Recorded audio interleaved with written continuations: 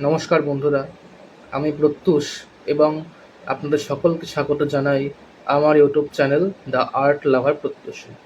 থাম্বনেলটি দেখে আপনারা এতক্ষণ নিশ্চয়ই বুঝতে পেরেছেন যে আজকে আমার এই আঁকা ছবিটি ক্ষুদিরাম বসু মানে দেশের বীর সন্তান অগ্নিশিশু শ্রী ক্ষুদিরাম বসু এবং তার সহযোদ্ধা প্রফুল্ল চাকির ওপর তাদেরকে ট্রিবিউট জানিয়ে।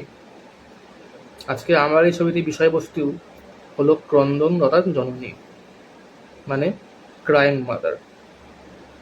এরকম নাম রাখার পিছনের কারণটা মানে আমি কোন ভাবনাটাকে মাথায় রেখে আমি এই ছবিটা এঁকেছি, ছবিটার নামকরণ করেছি, সব কিছু আমি এই ভিডিওতে আপনাদের সাথে ব্যাখ্যা করব।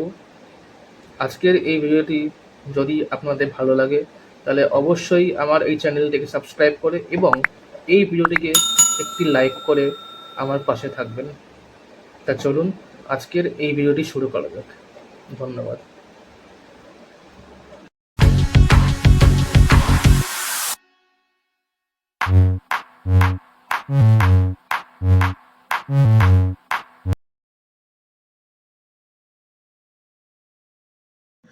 আচ্ছা, আমি এই আঁকার ভিডিওটা শুরু করার আগে আপনাদেরকে বলেছিলাম যে আমি এই আঁকার বিষয়বস্তুর নাম রেখেছি বা এই আঁকা ছবিটির টাইটেলটা রেখেছি যে ক্রন্দনরতা জননী বা ক্রাইং মাদার বা মাদার উইথ টিয়ার্স, অনেক কিছু রকম করে বলা যাবে।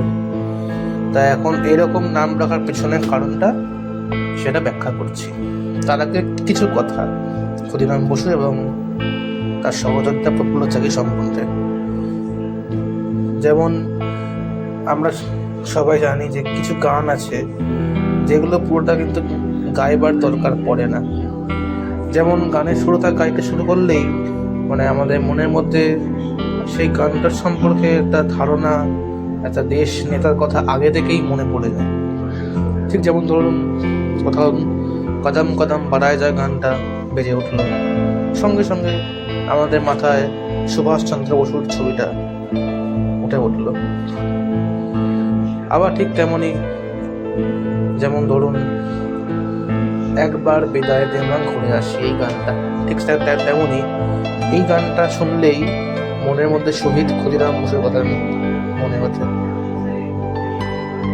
আমাদের স্বাধীনতা আন্দোলনে অমর শহীদ বিনয়ের নাম উচ্চারণ করলেই এক নিঃশ্বাসে আমরা বলে উঠি বিনয় বাদল দীনেশ। ঠিক তেমনই ক্ষুদিরামের নাম দিলেই আরও একটি নাম আমাদের সবার মাথায় আসে, সে নামটি হলো প্রফুল্ল চাকি। ঠিক তেমনই যেন আমরা পুরো মিলিয়ে ইচ্ছা করে বলতে পারি যে এক নিঃশ্বাসে দুইটি নাম, প্রফুল্ল আর ক্ষুদিরাম। আমরা এনাদের কর্মকলাপ, এনাদের কর্মকাণ্ড, এনাদের অবদান এর সম্পর্কে আর নতুন করে কিছু বলার থাকে না, প্রত্যেকেই তার সম্পর্কে অবগত। কসাই কাজী কিংসফোর্ড, হ্যাঁ, সেই অত্যাচারী পুলিশ অফিসার এবং ব্রিটিশ জাজ, তার নাম কিংসফোর্ড, যাকে তার দুষ্কর্মের উচিত শিক্ষা দেওয়ার দায়িত্ব পড়ে ক্ষুদিরাম বসু এবং প্রফুল্ল চাকির ওপর। ক্ষুদিরাম বসু এবং প্রফুল্ল চাকি কিংসফোর্টের গাড়িকে লক্ষ্য করে বোমা ছোড়েন, কিন্তু দুর্ভাগ্য কারণে সেই বোমাটা কিংসফোর্টেরকে আহত করতে পারে না, বরং সেই গাড়িতে সেদিন ছিলেন মিস কেনেডি এবং তার একটিমাত্র ছোট মেয়ে। তারা সেই বোমাতে আহত হন এবং মারা যান। পরে পালানোর সময় আমরা সবাই জানি যে প্রফুল্ল চাকিকে পুলিশ ধরে এবং পুলিশের হাতে ধরা না দেওয়ার জন্য প্রফুল্ল চাকি আত্মহত্যা করেন এবং পরে মজফপুর আদালতে ক্ষুদিরামের ফাঁসির শাস্তি হয়। নরহত্যার অপরাধে তাকে চরম আমি এই শাস্তি পেতে হয় এমন এরকম ভাবে দেখাতে চেয়েছি যেন ভারত মাতা তাদের দুই বীর সন্তান ক্ষুদিরাম বসু এবং প্রফুল্ল চাকিকে হারানোর দুঃখে তিনি সেই দুঃখ বেদনায় একেবারে মর্মাহত হয়ে মাটিতে বসে তিনি কান্নায় ভেঙে পড়েছেন। একেবারে যেন কান্নায় উনি আর্তনাদ করছেন তাদের দুই সন্তানকে হারানোর দুঃখে।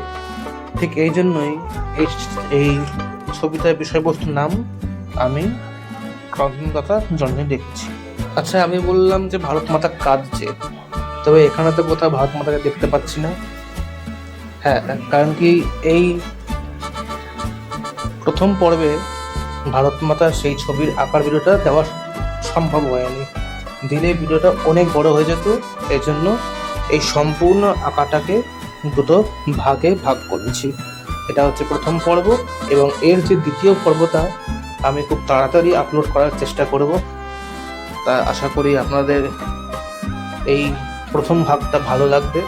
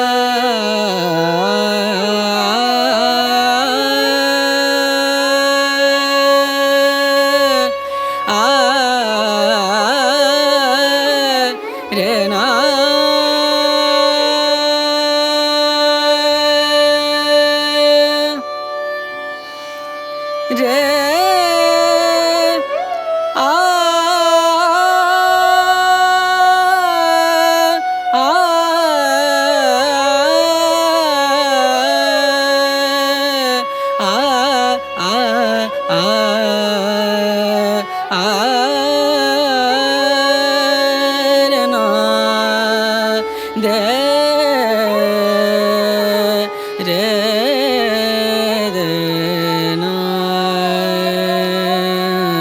আ রে রে না